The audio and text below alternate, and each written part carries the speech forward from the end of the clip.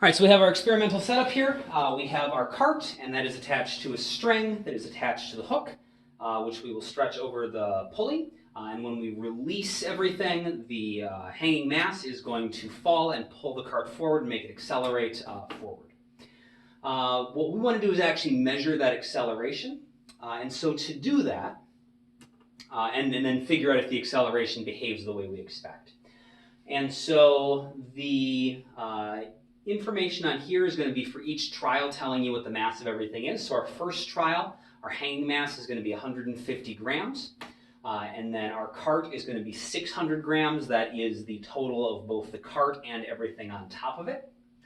For all of our trials, the hanging mass is going to stay the same, so we're always going to have 150 grams hanging, and we're going to vary the mass on the cart and see how that affects our accelerations and follows the relationship we expect. So, to do this, I'll always get this set up.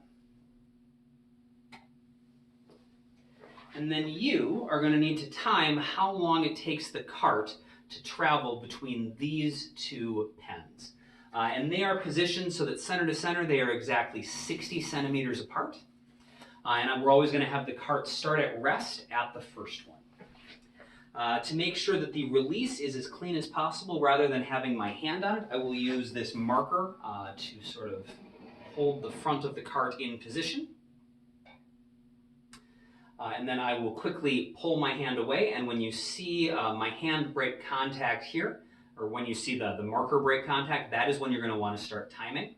You're going to time how long it takes for the cart to go from rest to accelerating and traveling forward 60 centimeters. You're going to time when it gets to here. This is going to happen quickly, and so you're going to want to set the playback speed on YouTube to 1/4. So everything takes 4 times longer when you're watching it than it did in real life. And then you can take the time you get and divide it by 4. That's going to give us much, much better results. The one last thing is you might notice that from the camera angle you are at, it doesn't actually look like the cart is starting lined up with the first mark. It is, but I have the camera lined up with the ending mark because that's the one that you need to be able to see clearly to make sure that you are really ending the time when the front of the cart gets to here. You can trust me that I have the front of the cart actually set up so that it is starting at the beginning mark. And so we'll go through these, and then I'll just go through each experiment, and I'm not planning on talking after this first one, but you'll always be able to see right here what all of the masses are. So I'm going to, in a moment here, quickly pull my hand away. When you see this break contact, you'll want to make sure you start timing. End timing when the front of the cart gets to here. Make sure you're on 1/4 playback speed, and then you'll do that for each one of the trials. So here we go.